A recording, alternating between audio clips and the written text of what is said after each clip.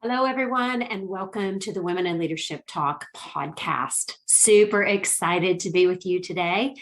And we're going to do a little bit of a different conversation. So instead of having a guest to come on and share their expertise with us, I thought this might be a great day to talk about our worth and how to feel more worthy and recognizing our unique gifts. I hear this often from clients, and I see this often, especially in women, where we don't always recognize our uniqueness and the gifts that we have, and we start to doubt ourselves. And so I thought this episode we could dedicate to how to help you feel more worthy. And so I guess where I want to start with this is, what happens on the inside actually determines what happens on the outside for us. So when we don't truly believe in our own worth, it's harder for us to recognize what our gifts are, to be able to reach our full potential and to live a very purposeful life. And many of us are searching for that. Especially since we've come out of COVID, we're looking for what's our purpose? Why are we here? And so if you're struggling to take meaningful action or wearing yourself out with, this never-ending task list, it's time to look in the mirror and explore what your feelings of worthiness really are. How do you communicate with yourself to highlight your worthiness? So if you look at a dictionary term of worthiness, it's really telling us that it's about having adequate or great merit.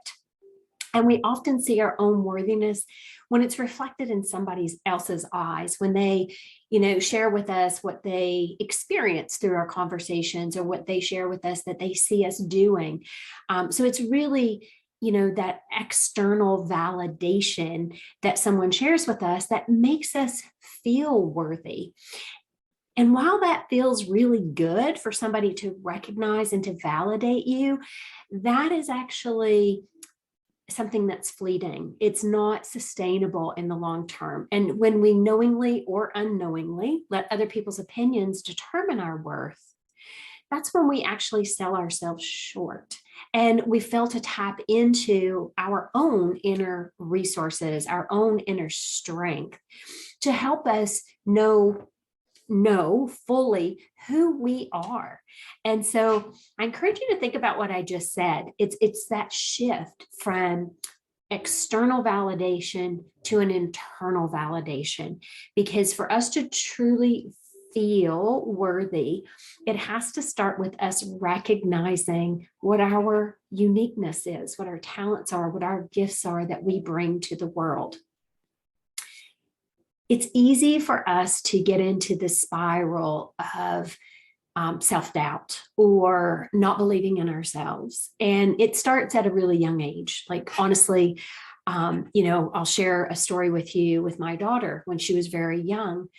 And unfortunately, we do pass this on from generation to generation. But I remember she and I were out somewhere and we were sitting I think we were in a mall actually near a fountain. And we were sitting there and she looked over and she saw this person. And she said to me, like really loudly, she goes, "Mom, why does that person look so miserable?" And of course, it was an innocent question, but I was like, shh, like, you can't say that loud. Like, don't do that. So if I actually knew then what I know now, I would have taken a very different approach. I would have encouraged her to strike up that conversation and to go ask that person, what is, how are they? What's going on? Because first of all, it's her being expressive and being able to use her voice for what she saw, but it's also recognizing from the other person's perspective, maybe we were the only person or the only people that would have even spoken to them that day. And so maybe that's why they were feeling miserable. Or maybe there was a lot of, pressure and stress on them that externally they look like they were miserable and they just needed an ear. And so sometimes we impose our own belief systems or what we think that we should or should not do on the next generation or on someone else. And those are things to be aware of, because that actually had an impact on her from a worthiness perspective, because what I was underlying saying unintentionally was, you know what, you're too young to even have a conversation with that person. And what makes it our right to have a conversation? And so I was giving her messages unintentionally that she was not worthy. And if I could replay that, I would have certainly approached it differently and helped her to recognize how intuitive she is and how important it is for her to express that. So, her gift is important. And I bring this up because these types of subtle messages, they affect us and they can have long-term consequences. They actually form the foundation of the unhelpful stories that we live with and we tell ourselves all throughout our lives. And so it's being very aware of what we're saying and how we're doing things. So many of us struggle with not feeling that we're enough. And it can paralyze us. It can keep us from fully living and taking care of our own needs and going after what we want in life. And when that happens, that's usually a sign of, we're questioning our self-worth. So, I like to share an example when we don't feel worthy. The stories we tell ourselves revolve around not enough. And not enough can come in lots of different ways. It can be, we're not skinny enough, we're not rich enough, we're not pretty enough, we're not smart enough, all the different stories. And I'm sure some of you can relate to what I'm sharing. And what that is internally is it's this voice that keeps us playing small. Some people refer to that as our gremlin. Some people might call it our inner critic, our saboteur. I did some work around this, and mine's called the queen bee because she's always right. And she's doing that to protect me, but that's the goal, is to protect us. But we are capable and competent women, and we don't need that protection. What we need is that cheerleader, somebody who's going to give us that push to help us remember that we are good enough and we are worthy of giving it a shot and trying. And then whatever happens is what happens. And so, I share that because it's really important for us to recognize we are enough in all ways. And so if you've ever decided, as an example, to not apply for a new role, it could be at your current job, could be an external job that you're looking at, because you're looking at the list and saying, yeah, I don't meet that qualification. Oh yeah, you know what? I'm not quite there in doing this. And deep down, it's really about us not feeling worthy. And I love men with respect to how they go after jobs, right? Because they'll look at the criteria, and if they are even 50 to 60% there, they're going to go, yep, I'll put my hand up. Where women, we tend to hold back because we feel like we have to know everything in order to be successful. And, I remind you that sometimes it is about saying yes and putting your hand up, because that also does validate your worth. And internally, if you're 50% there, you'll figure out the other 50%. And so it is reminding yourself that you deserve and you are worthy of it. So, I guess another example I would love to share is even about taking a few days off. We tend to fill that time with tasks, with, I got to go shopping, I've got to do the laundry, I've got to clean the house, all of these things. We spend all that time running errands, catching up on administrative work, instead of doing things that fuel ourselves, doing things that help us to recharge. And when we don't take time for ourselves, we're depleting that vitality that we have. And it's so important that we're recharging, refueling, so that you can be there for everybody else. So, it's really about getting off that hamster wheel long enough, or off of autopilot long enough, so that you have time to, really give yourself what you need so that you can be your best possible self. So, it's important also that we look at,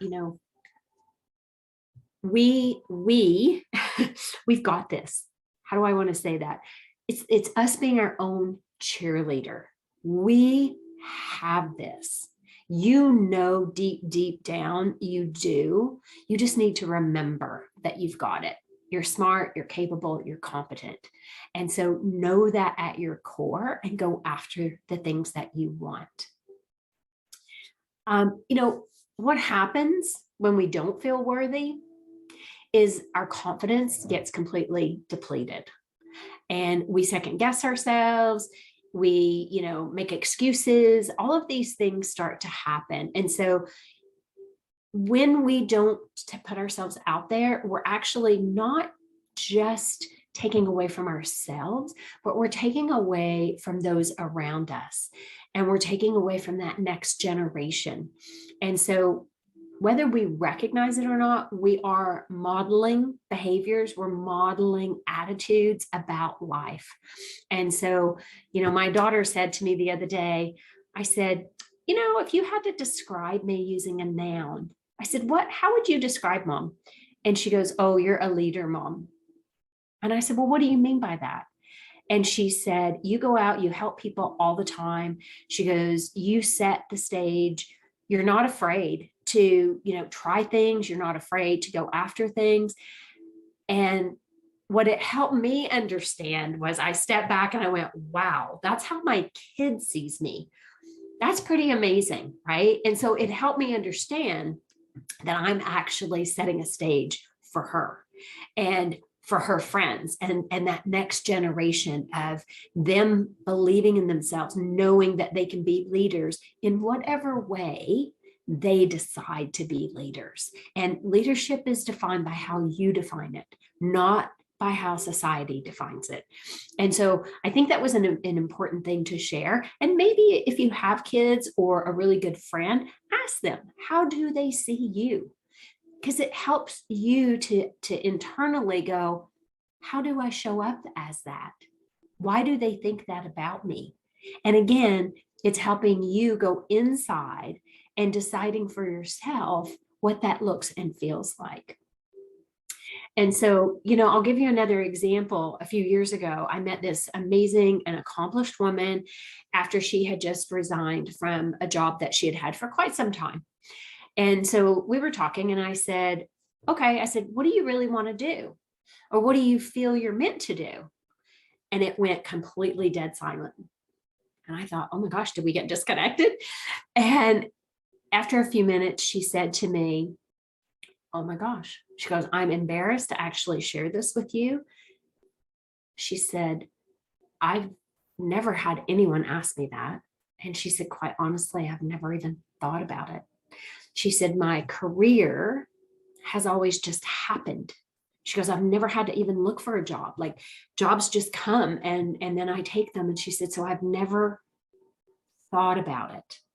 And that was a really important conversation for us to have, and not uncommon, by the way, because I think oftentimes we don't think about those big questions. We are typically running on autopilot and we jump onto the hamster wheel and it's go, go, go. And we end up with less time, less energy. And so we don't contemplate or we don't reflect on what are our gifts? What are our passions, our desires? And how do we take that and use that? So there is a better way. And it starts with being kind to yourself and starting to explore what your own worth is.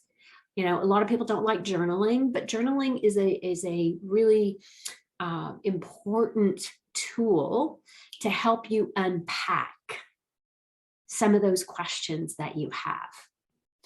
And so before I wrap up today, what I do want to talk about is, how to discover or recognize and strengthen your innate worthiness.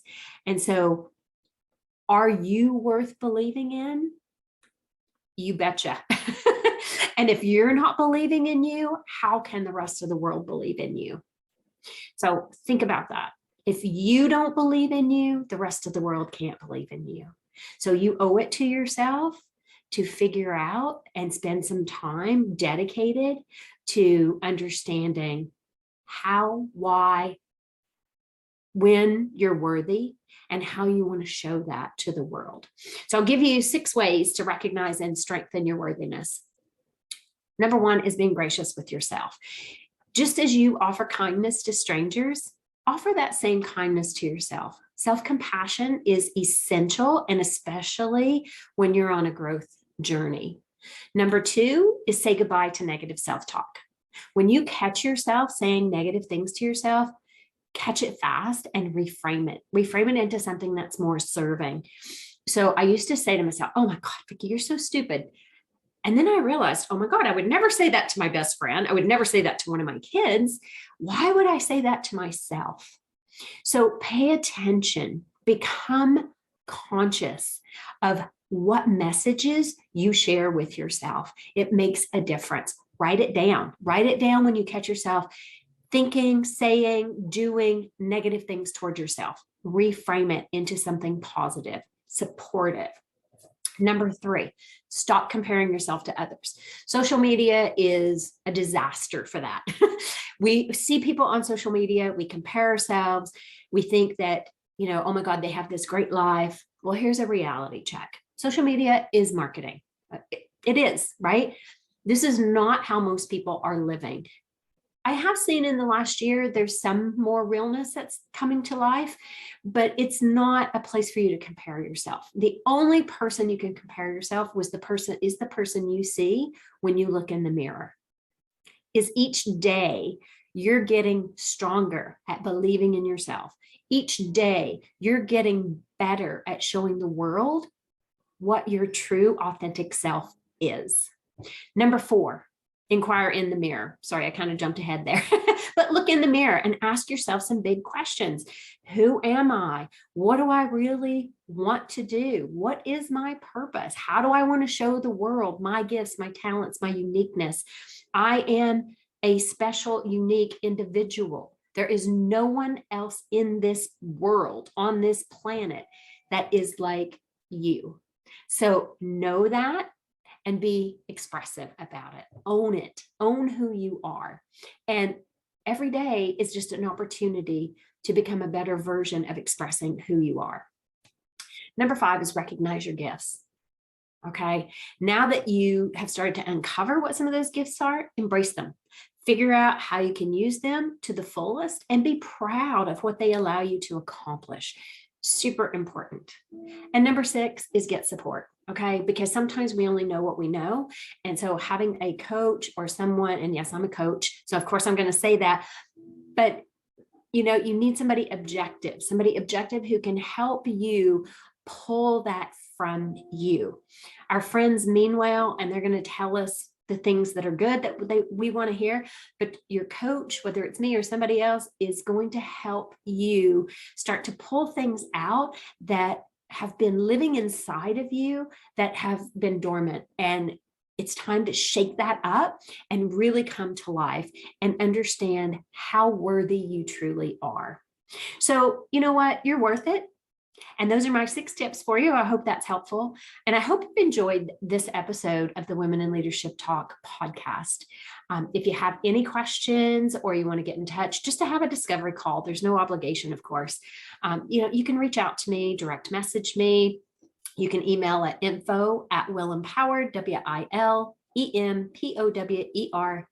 WILempowered.com. So it's info@wilempowered.com. Reach out if you're interested in having a conversation. You deserve it, and you deserve to invest in you. So have a great day, and I look forward to seeing you on our next podcast. Be well, everyone. Bye for now.